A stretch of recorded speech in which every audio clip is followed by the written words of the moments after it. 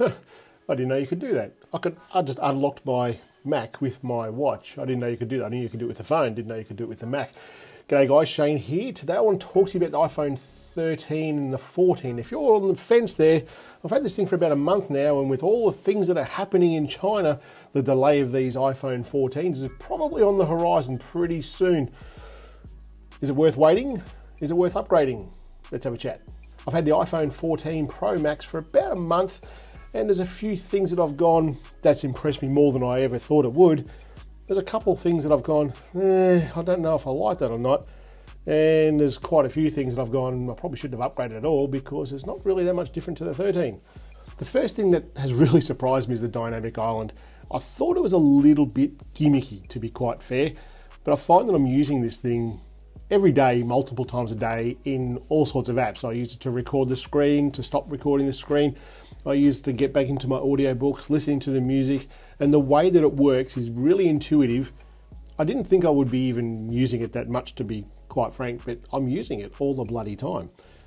I don't know what I did without it as far as the iPhone goes. The next thing that's really impressed me, and it just blew my mind when I saw the results of it, is the image stabilization in the video. Once you turn that sucker on, sure, it crops it down a little bit, but that is just so impressive for a phone to have that stabilization. It's like action camera stabilization. It's next level. The iPhone 13 is nowhere near it.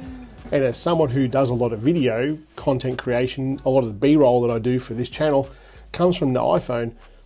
It's just bloody amazing. You can move along. There's been lots of tutorials around it on all over YouTube, but to have this thing moving around in your hand and then to see the video that you've created as you're moving along without a stabilizer, without a gimbal, it's just amazing. They've done such a good job with that. It was something that they kind of brushed over a little bit with the launching of this thing, but I'm finding the video from this is just second to none. It's amazing. Those two things alone, if you're somebody who uses those sorts of things, it's worth getting, absolutely. Let's talk about two things here that has been quite underwhelming for me personally. These are just my opinions. Number one is that always on display. Let's be realistic about this. Picking up the iPhone 13 and the iPhone 14, they feel basically the same. The screen, to my eye, doesn't really look that different.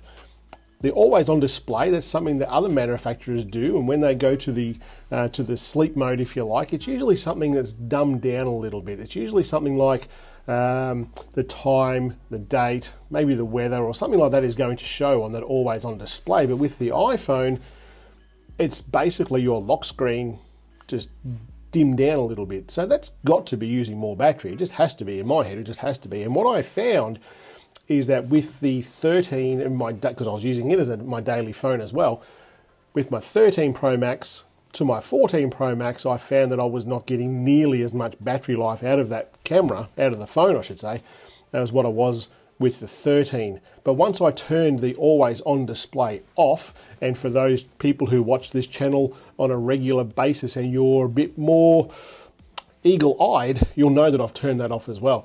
But I can tell you now, hand on heart, I'm getting better battery life out of my 14 Pro Max once I've turned that sucker off. The other thing that's kind of underwhelmed me a little bit is the camera. And when I say it's underwhelmed me, I don't mean the camera's crap. The camera's actually really quite good, but it was already quite good. To upgrade to a 48 megapixel camera on the wide camera, that was like next level stuff, and I was really excited about it. Once I started playing with this thing, now I realized that once we get into night mode, forget it, 48 megapixel doesn't work. That's because of the binning, and I get why it does that. That's just phone photography. We can't get around that. But to think that we've got now a 48 megapixel camera on an iPhone, it doesn't mean you've got a 48 megapixel camera on your iPhone all the time. As soon as the conditions get a little bit less than perfect, it's going to reduce automatically down to that 12 megapixel to give you the larger pixel to capture that more of that light when it's a little bit darker. Then you've got the 2x zoom.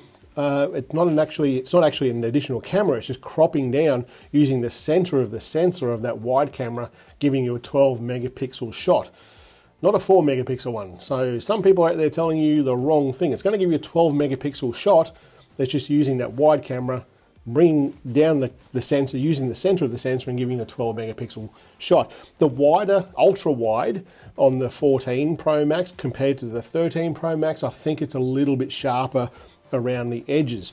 But I don't really shoot that much of that. On this channel here, I do the low light stuff, the astrophotography with the iPhone. And when I first tried it, if you watched it, I was pretty bloody disappointed, but we did the upgrade, the software upgrade, and it tended, well, I think it fixed it. I've done a few shots with it since then, and it's worked pretty bloody well. But compare that to the 13, there's really no difference, in my opinion. There's really next to no difference. It's a great camera, but as an upgraded phone, it's kind of the same thing. So if you're sitting on the fence right now going, should I wait until they've sorted out this mess in China? And because I'm telling you now, the iPhone 14 range is going to get delayed. It's almost a guarantee. People are just leaving that joint like nothing else because of the lockdown. It's almost like they're, well, it's like they're escaping a jail. It's pretty bad. But if you've got an iPhone 14 on the shelf sitting there and you're thinking about upgrading, I'd go and get that thing right now because the delays are probably coming. Anyway, that's it for today. I'll talk to you later. See ya.